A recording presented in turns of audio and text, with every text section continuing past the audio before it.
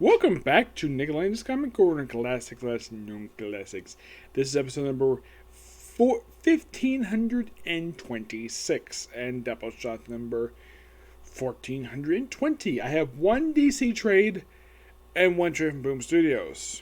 You'll find out what it is because it's from a writer that actually I've covered before here on the channel, but I've never actually covered this series by him. Alright, first up is from DC. We have the Blue Beetle. Blue and black. Well, black and blue. Yeah, this is from the issues by Matthew Sturgis. Who I look up online, Matthew Sturgis is a transvestite.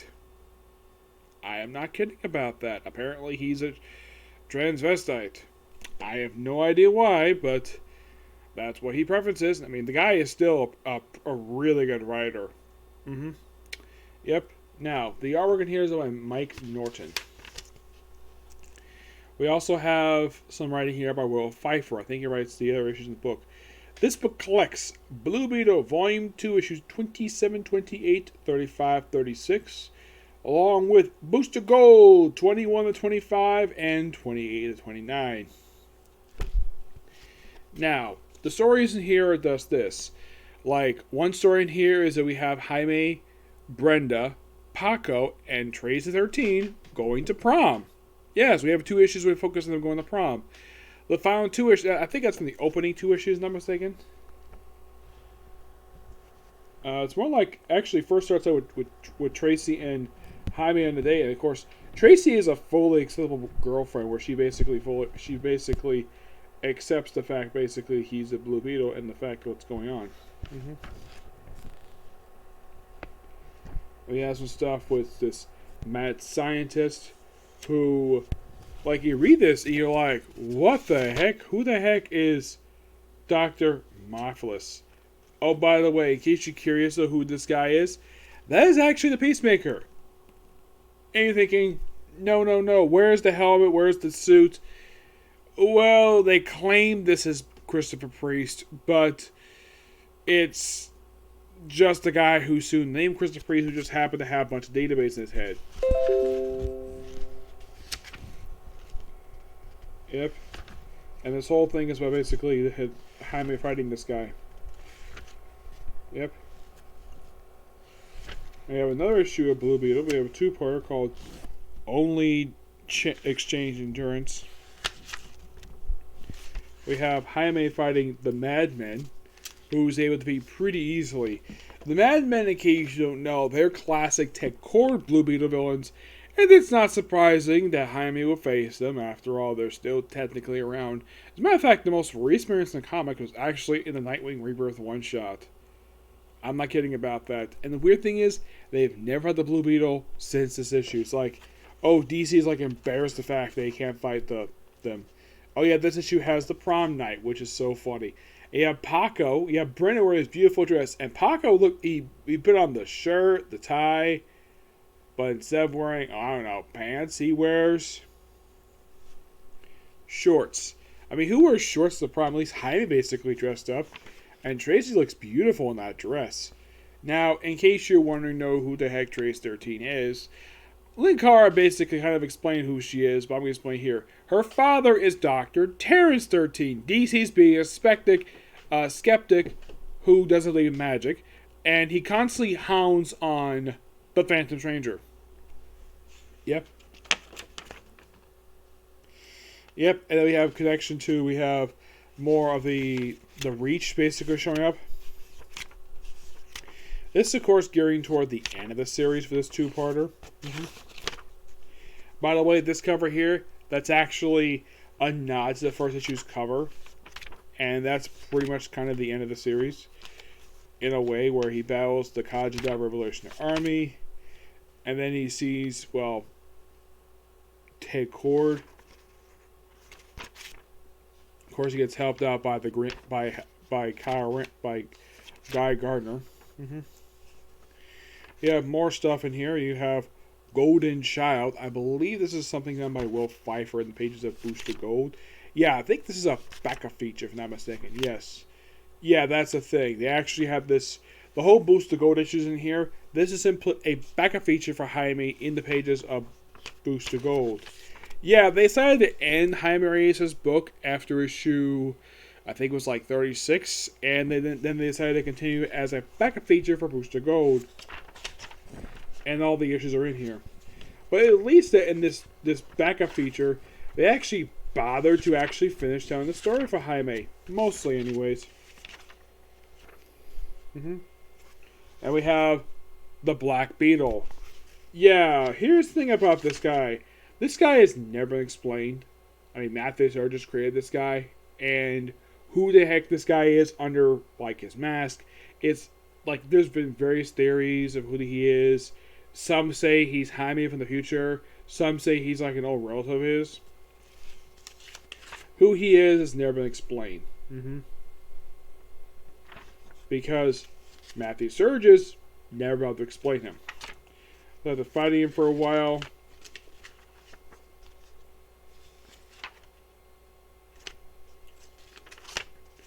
yeah, the Black Beetle.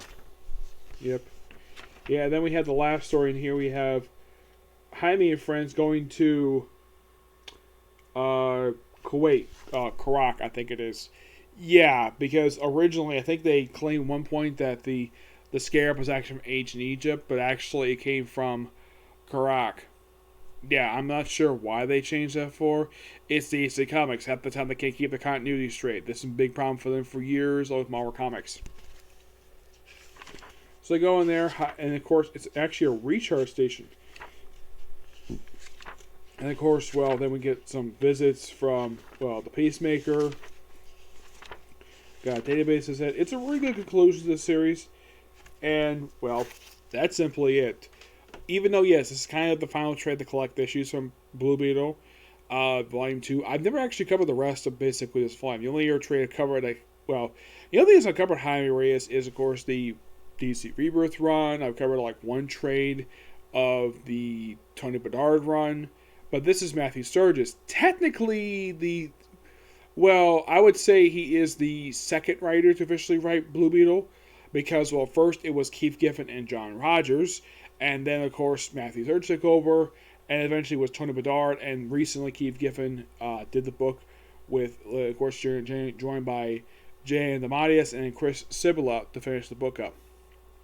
This book is good if you're a fan of Jaime Reyes. I do recommend checking this out, but try to check out the early books first because, well, I would also first check out for Jaime Reyes. If you want a good start for him, I would probably check out Infinite Crisis because that's where the character made his debut, and then this series came right after. It's not that it's... Here's this weird thing, though, when it comes to Jaime Reyes. Out of his 3 volumes, he's had an ongoing series. This one's lasted longest because the volume he had under... I think it was both... I think the New 52 run, that was like 16 issues. And the DC Rebirth one, that was actually 18 issues. Yeah, the DC was actually slightly longer than that.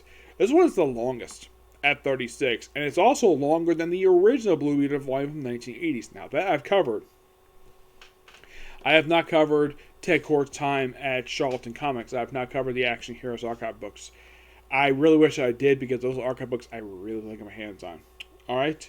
Now, focusing on something else from Boom Studios, we have the 7 Secrets.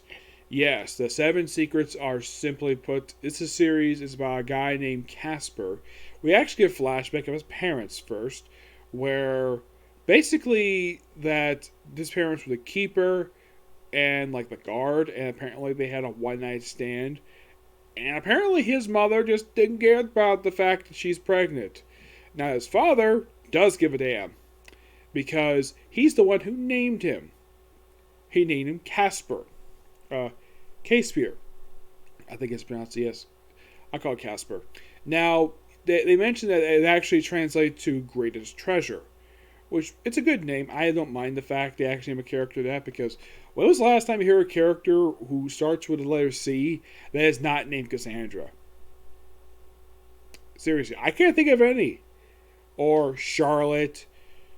I mean, it's always C-A-S, at least the C-A. But this one is not a name you hear very much. Because the letter C, for a lot of male characters, per se, they don't really get, like, let's just say, like a different name. Like, what's the most popular name you heard for a male character who is, how should I put this? Who begins with letter C? What's the most popular one that people tend to think of? Carter. Yes, Carter. That usually is the most popular one I've heard. Or, let's see. That's a male character. Or, here's one for you. When was the last time you actually had someone named Charles who was not Charles Xavier? Aside from that one, can you think of anybody else who has named Charles? Whose first name is Charles? Yeah, Casepear is not actually a name people tend to hear about. Now, is this a limited series? No, it's an actual ongoing series published by Boom Studios. It's written by Tom Taylor. You're thinking, wow, that's interesting. By the way, the guy with the white beard, that's Casepear's father. Excuse me. And the woman with the white hair, that's his mother. And there he is right there in the middle. That's the start of the series. Yeah, it's the cover is a typical group shot, basically them just showing up there. Most of the secrets are basically like a secret society. They're basically kind of like a secret underground society. And here's the interesting thing though, they actually had it where Casper was actually born in a normal hospital, not some underground or let's just say in a barn or car. It's one of those rare occasions where the birthing, even though it happens off panel, happens in a hospital. What was the last time you actually heard of like in the last like 20 years, we had the birth of a character where it's not in a hospital? It happens a lot, but done in a normal hospital, that is quite ingenious. Well, you can kind of say, what about Spider-Woman with her baby? Alien spaceship. Okay. What about Jessica Jones? I think she may have been the last official one when she had her baby, which I think they had hers in a hospital. But in the case of DC, can you think of actually any? Well, you could say Andy, the daughter of Aquaman, but she was born in sort of like a royal suite, per se, at the palace. But an actual hospital with doctors who you see like normal modern day medicine there. In actuality, I think Jessica Jones may be the last official one to have her child in an actual hospital. Because can you think of any basically that was not in that basically where it was done in an actual hospital, a place people have seen before? Like, not really, no. I mean, aside from her, you could say that probably no characters actually had a female character who's had children where they had it in an actual hospital. Well, there kind of is a reason for that, and that reason is because of stupidity on the part of some higher ups of DC and Marvel, where apparently no superhero can have kids. And you might ask, what about John Kent? Lois gave birth to him in the Fortress of Solitude. Okay. How about Damien? Yeah, the way he was born is that he was kind of grown via some DNA, well, near a whale. It's kind of gross. It's something Grant Morrison explained in his book. And you're like, okay. What about, let's say, Tony Bedard, speaking of Tony Bedard, he just tweeted on Twitter, like, can you think of an actual character? Like, when it comes to, let's say, new babies born in comics, it very rarely happens nowadays. Like, in the case of Marvel, like, there's only been 2 births in the last 20 years. I mean, you had Jessica Jones, and you had Spider-Woman. At DC, you had, like, let's say in the last decade. Guess how many there have been? 1. Aquaman, he's the only person got a parent at DC. Well, you could say Superman, but that was originally an alternate universe Superman who gave birth in the fort. They later said this was established later on, but they had the first appearance of the actual baby in a regular setting, like something like this, where that was actually the last one. This, and of course, well, apparently his mother just didn't give a damn about him, while his father basically cared very deeply about him. Where when he was asked, like, when he gave him names, like Like, is there anything else I want to give him? Yes. Casper. His name is Casper. Which, okay, that's quite nice. The fact he said that. I mean, this is a really enjoyable book. I mean, I think Tom Taylor himself does an absolutely fantastic job with this book. And I do recommend checking it out. It's actually pretty damn good. Mm-hmm.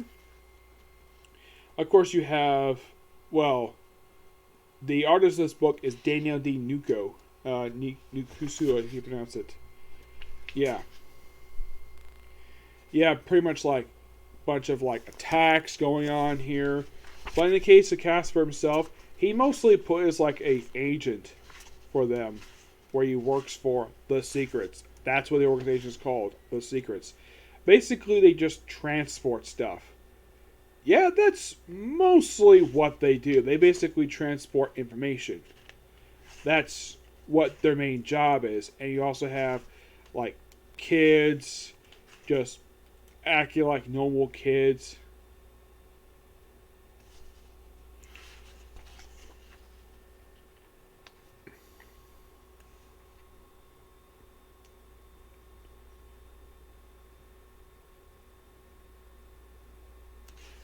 Yep, and his mother shows him stuff. Basically, that's supposed to be for him. Oh, by the way, the jacket he's wearing, his mother gave to him. Yep.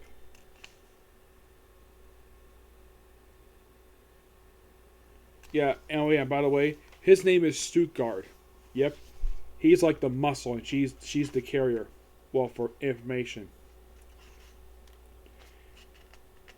And that's pretty much what a lot of this is about.